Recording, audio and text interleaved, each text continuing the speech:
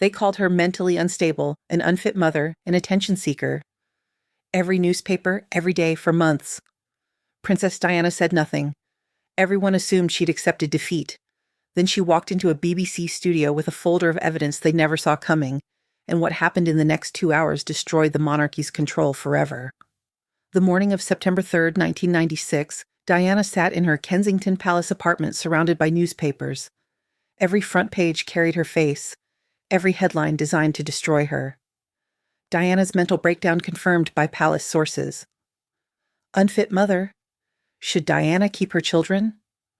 Royal insider, she was always unstable. Rosa Martinez, Diana's friend and one of the few people still taking her calls, found her at noon sitting perfectly still among scattered papers. "You shouldn't read those," Rosa said quietly. Diana looked up, eyes dry. She'd cried all her tears the week before. Now there was just cold clarity.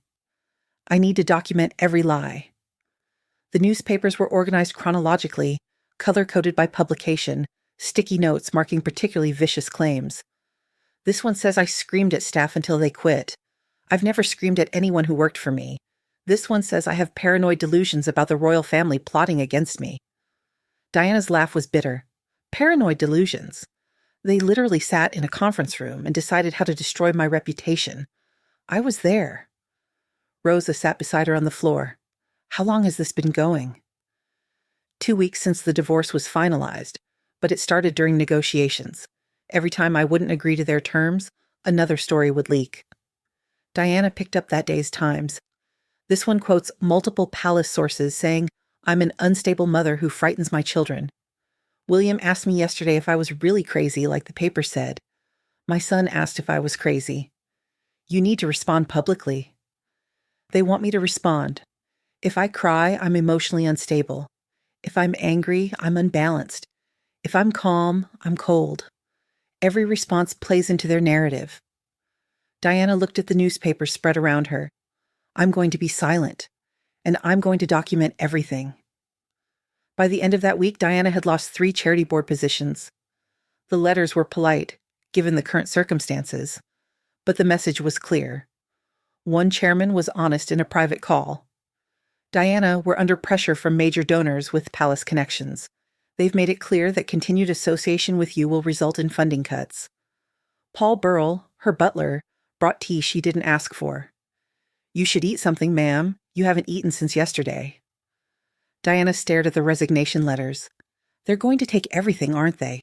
Every position, every friendship, every shred of credibility. What they're doing isn't right. Right doesn't matter when you have power. Diana walked to the window. If I say they're lying about me, it sounds paranoid. If I say they're coordinating attacks, it sounds like delusions. They've created a perfect trap. Paul set down the tea. "Then don't defend yourself. Not yet. Let them think they've won. They'll get comfortable. They'll get sloppy." That conversation stayed with Diana through the devastating weeks that followed. A childhood friend stopped returning calls. A magazine rescinded a column offer. A university withdrew a speaking invitation. Each loss was documented in Diana's growing file with cold precision. Date, source, exact wording. She was building something. 3 months passed. To the outside world, Diana had disappeared. Paparazzi caught occasional photos, Diana at Tesco, dropping her sons at school. The tabloids moved on. "Diana accepts her fate," one headline read, suggesting she was planning to move abroad to escape the media attention. Inside Kensington Palace, Diana's office had transformed into a war room. One wall was covered with her timeline of media attacks. Another held medical records, school reports for William and Harry, character references from people who actually knew her. A third wall tracked the palace sources. She'd identified patterns in language and timing that suggested 4 or 5 key individuals feeding stories to specific journalists. Martin Shaw, a retired High Court judge Diana had met years ago through charity work, had become an unexpected ally. "What they're doing might not be criminal," he told her during one of their meetings, "but it's certainly defamation. The problem is taking on the royal family in court is nearly impossible. You'd need irrefutable evidence." "I'm not planning to take them to court," Diana said. "I'm planning something else." Martin had been teaching her how to think like a lawyer, how to build an airtight case, how to anticipate counterarguments, how to make truth undeniable. The problem with fighting lies is that people are emotionally invested in the narratives they've been told. You need to make your case so overwhelming, so thoroughly documented, that denial becomes impossible. 4 months into her silence, James Whitmore, who'd been on the board of one of the charities that had asked her to resign, appeared at Kensington Palace. Paul showed him into Diana's office, where James looked uncomfortable among the walls of documentation. "Diana, I came to apologize for the board decision for not fighting harder to keep you. It was cowardly." Diana studied him. "What changed your mind?" "I saw my granddaughter being bullied at school. Another child was calling her names, spreading rumors. When I asked the teacher why nothing was being done, she said the bully came from an important family and they couldn't afford to upset the parents." James sat down heavily. "It made me think about what we did to you. We let lies destroy your reputation because we were afraid of powerful people. We sacrificed truth for convenience." After James left, Diana added his name to a different list. People who privately knew the truth but publicly supported the lies. It was a longer list than she'd expected. The system wasn't maintained by evil people doing evil things. It was maintained by good people staying silent because speaking up was too costly. The idea came during a sleepless night in January 1997. BBC's Panorama program. Prestigious, respected, publicly funded, theoretically insulated from the financial pressure the palace could apply to private media. Diana spent 3 days debating whether to make the call. Once she did this, there was no going back. On January 15th, 1997, Diana picked up the phone. "This is Diana Spencer. I'd like to speak to someone about doing a Panorama interview." Within a week, Diana was meeting with Mark Henderson and Martin Bashir. "We need to be clear about parameters," Mark said carefully. "The palace will try to block this. We need your explicit permission in writing, and we need to know what you're discussing." "I'm discussing the truth," Diana said simply. "For months, the palace has been leaking lies about my mental health, my fitness as a mother, my character. I have documentation proving these are coordinated lies. I want 2 hours of live airtime to present my case." Martin and Mark exchanged glances. 2 hours is unusual for Panorama. Live broadcast doesn't allow us to verify claims in real time. "I'm not making allegations. I'm presenting evidence." Diana pulled out a folder. "This is 1 month of documentation. I have 11 months more. Medical records, therapy notes, school reports, character references, timeline analysis, language pattern recognition, everything verifiable, everything documented, everything proving the narrative is false." Martin opened the folder, his expression shifting to genuine shock. "This is explosive. If even half is accurate, it's all accurate. That's the point. I've spent almost a year building an irrefutable case. Not emotional appeals, not my word against theirs. Hard evidence that they've been systematically lying." The next 3 weeks were intense preparation. BBC's legal team reviewed every document, verified every claim. Diana met with Martin Bashir multiple times, walking him through her documentation, explaining the timeline. The palace somehow learned about the interview. The call started immediately. Charles's solicitors, Edward, the Queen's private secretary, all delivering the same message. "This would be a terrible mistake. Please reconsider." Diana declined every call. She'd made her decision. The night before the interview, Rosa came to Kensington Palace. "Are you sure about this?" "No," Diana admitted. "I'm terrified." "What if people don't believe me?" "Then you'll have told the truth anyway." Diana looked at her friend. "Do you know what keeps going through my mind? For months, they've been calling me unstable, paranoid, delusional. Tomorrow, I'm going to prove I wasn't paranoid. They really were plotting. I wasn't delusional. They really coordinated attacks. But here's what terrifies me. What if proving I was right makes people more uncomfortable than believing I was wrong? It's easier to believe I'm one unstable woman than that the palace systematically destroyed my reputation." The morning of November 20th, 1995, Diana woke early. She dressed carefully, professional but not staged. Everything about her appearance needed to support her message. "I am a rational, stable person telling you the truth." The BBC crew arrived at Kensington Palace mid-morning, setting up in Diana's sitting room. She wanted this to feel personal, intimate, not a formal interrogation. As crew did final checks, Diana sat with her folder of evidence, 11 months of documentation. Everything she needed to dismantle the lies. Mark gave the countdown. We're live in 5, 4, 3. The camera lights went on. Diana felt her heartbeat accelerate but kept her expression calm. Martin began, Your Royal Highness, thank you for agreeing to speak with us today. In recent months, there's been significant media coverage of your mental health and fitness as a mother. How do you respond? Diana had practiced this opening. Stay calm, be direct, lead with evidence. Martin, for 11 months, I've read newspaper stories describing me as mentally unstable, paranoid, delusional, and unfit to care for my own children. These stories cite palace sources, as if anonymous claims carry more weight than verifiable facts. Today, I'm going to show you the facts. She opened her folder. This is my medical record from Dr. Sarah Chen, my therapist for 3 years. With her permission, I'm sharing her professional assessment. She writes, Patient demonstrates consistent emotional stability, healthy coping mechanisms, and clear rational thought processes. She is processing grief and betrayal in psychologically appropriate ways. There is no evidence of paranoia, delusion, or any condition that would impair her judgment or parenting ability. Martin's composure slipped slightly. She was leading with hard evidence. I also have assessments from 2 other mental health professionals, both saying the same. So when newspapers claim I'm mentally unstable, they're contradicting 3 licensed professionals who actually work with me. Who should the public believe? Anonymous palace sources or named doctors willing to stake their professional reputations on their assessments? Diana pulled out more documents. Here's a letter from my son's headmaster at Eton, written specifically for this interview. He describes William and Harry as well-adjusted, emotionally secure young men with a strong relationship with their mother. He notes I attend every parent-teacher conference, stay involved in their education, provide consistent emotional support. This is from the person who sees how my parenting affects my children every single day. 3 minutes in, she'd already presented more concrete evidence than months of palace-sourced stories. These are compelling documents, but the palace might argue you're presenting a curated selection, which is why I brought everything. Diana gestured to her thick folder. 11 months of organized, verified, cross-referenced evidence. Would you like me to go through it all? Because I will. I have 2 hours, and I'm prepared to use every minute proving the narrative is false.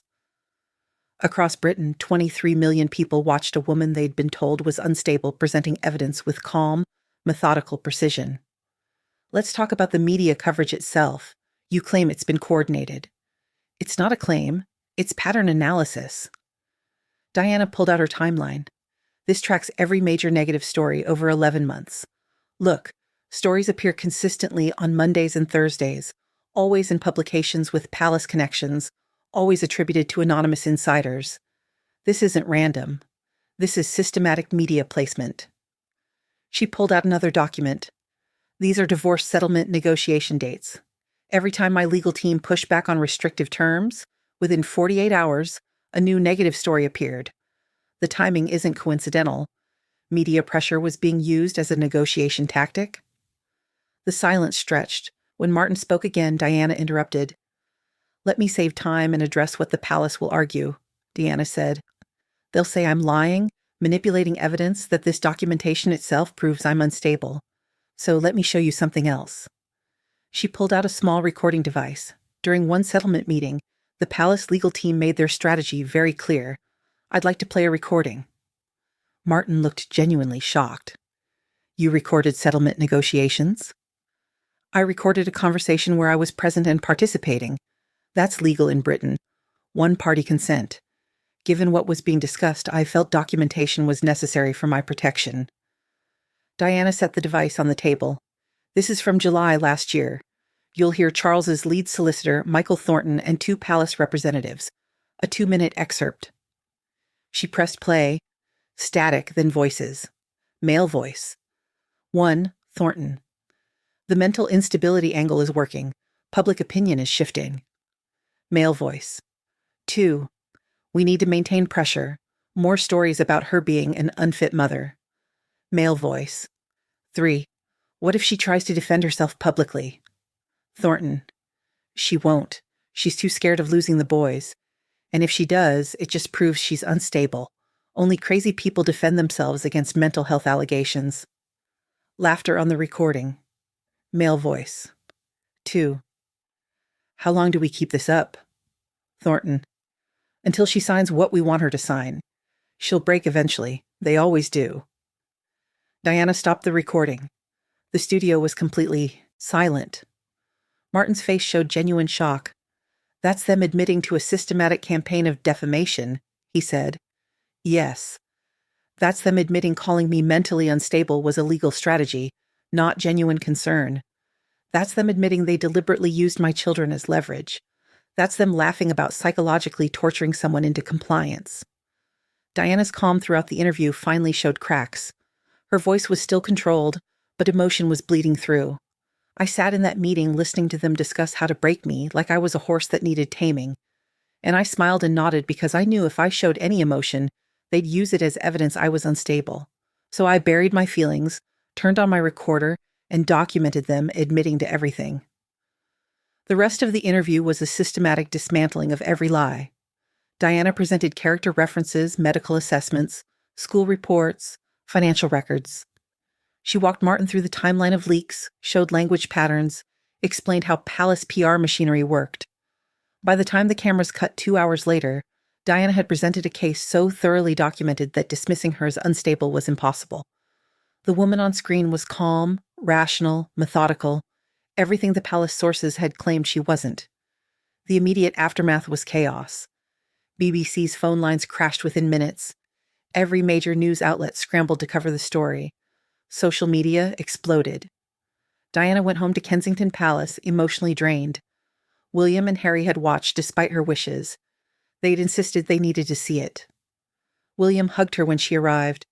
"Mum, you were brilliant." I told the truth. That's different from being brilliant. The next morning brought the expected media storm. But this time the headlines were different. Diana proves palace lies, the evidence they couldn't hide, royal family's systematic character assassination exposed. Within 48 hours, the narrative had shifted completely. Other people began coming forward with their own stories. Charities started calling Diana back. The public outcry was immediate and fierce. 1 month after the interview, Edward appeared at Kensington Palace.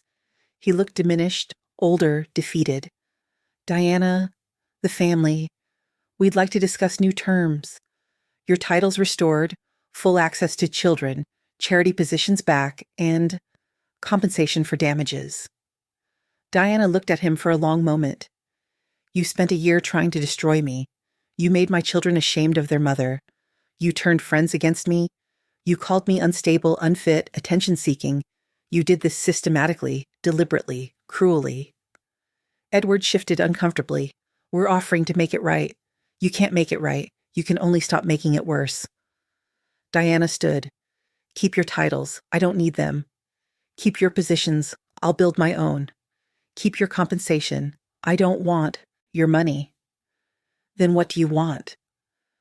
"I want the truth on record. I want admission that you lied. Public admission, not mistakes were made. Actual accountability." "Diana, be reasonable. I was silent for a year while you destroyed my reputation. I gathered evidence while you celebrated. I prepared truth while you believed your own lies. Now you don't get to tell me to be reasonable." Years later, when people asked Diana about that interview, she would always emphasize the same point. It wasn't about revenge. It was about documentation. It was about refusing to let lies stand unchallenged. Sometimes the most powerful thing you can do is simply refuse to stay silent when you witness injustice, especially when the injustice is being done to you. The van from that other story had been filled with hidden gold. Diana's folder had been filled with hidden truth. Both had the same power, the power to transform humiliation into victory, to prove that what seemed worthless contained something precious, to show that the people who tried to break you had actually given you exactly what you needed to survive.